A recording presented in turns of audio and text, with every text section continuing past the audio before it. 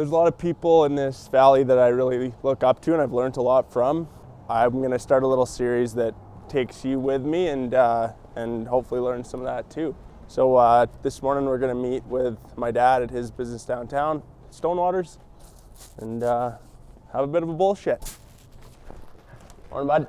Hey, how's it going? Yeah. I'm excited to introduce everyone to my dad, Mike Gordon. We're sitting in a store, Stonewaters, in downtown Canmore right now. For those of you that don't know, I was born and raised in the Bow Valley. Dad, how long have you been in town? Been in town since the summer of 1970. Father had moved away to take a job opportunity in Edmonton and ended up back in Banff, which he loved, and I'm thankful for that. Growing up, I think you always mentioned that choosing where you live is one of the most important decisions someone can make. And you've always kind of explained to me that, the cards will fall once you make that decision. Can you explain that a bit more? If you're lucky enough to be able to choosing where you decide to live is the most important decision you can make. And I wanted to live here and created a couple businesses to allow me to stay. The first one was the Canwest Flooring, which I started with a couple guys in '86 and ended up selling it in '99. And then Stonewaters, we started in '99 with an empty space. And it allowed us to stay here and enjoy this incredible town. I have no regrets for making the decision to live here and raise the family here. And I'm extremely happy that you're able to stay here. I mean, it's a privilege to live here, and we're grateful to be so close. Yeah. I think in small business, it's so hard to find and retain staff. I would like to ask, what do you think the keys are to having such good staff, building such a great team, and having the loyalty that has come along with that journey? I think you've got to find good people that buy into your vision and then let them do their jobs. And once you trust them, you step back. And in especially the last 6 years, the team has been incredible. And I quietly have questioned some of the things that they've introduced to the store, and in short order have found out that it was wise to keep my mouth shut. And as I said, leave the ego at the door and support them every single day. So we've just tried to create a positive space, and because people that are coming in are happy, we're happy because we're dealing with positive people. Their energy transfers to our team and back to the client, and it's a very positive atmosphere. So that's a bit of a gift for us. I think a common denominator in a lot of the people that have had success in small business in town is the community aspect. They're people that are in the community. They live here. It's not just a numbers game. It's a passion game. It's a love for the community, and those are the people that have succeeded in a lot of cases. It's not a fluke, right? It's good people, and I think that's what's so inspiring is you see what these people do, not just in their own businesses, but more so how they nurture this community and how they care for people in it. And yeah, when you talk about your staff, I think the number one thing that I've seen, whether you've told me directly or I've just seen it day in and day out, is the appreciation you have for the staff. And I think the energy that's created here is through that same appreciation of the Bow Valley and the people in it.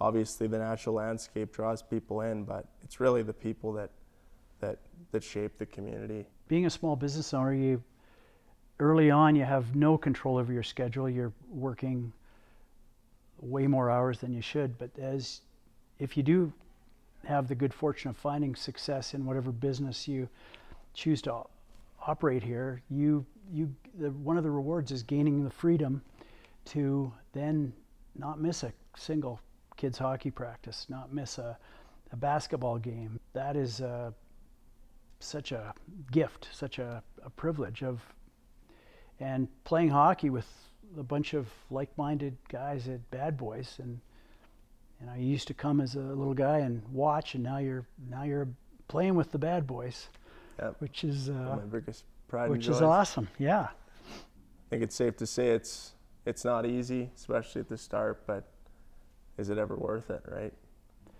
Yeah, and it's a privilege to live here, whether you were raised here and it wasn't your choice, or you choose to come here. It's a privilege because it's not easy. It's definitely not easy now, and I think it's important to not let that privilege turn to entitlement. Yeah. And when I say entitlement, it's making comments about tourists or making comments about someone that's struggling. It's just not ever being entitled. I think some of the things that I've learned from you on how to ultimately build a life here starts with the core values of what you stand for, and the root of that is living with abundance over scarcity, gratitude being so important, gratitude for where we are, gratitude for everything that goes into our day and where we live, and gratitude for the people that support us and help us. And I think what's any business without support? If you don't have people in your corner, you can't get very far. And I think gratitude and appreciation are so important. The gift we have for living here for so long is all the people we know, and a lot of those people don't know each other, but I find it's our job. The longer you live here, it's our job to listen to everyone you meet, and at some point, if there's an opportunity to connect them with someone for accommodation or work, or just because they would probably get along, and then by connecting all these people, you have this incredible network that supports you when you need support. Here you go, Bandit. You can sit here, buddy. There, how's that?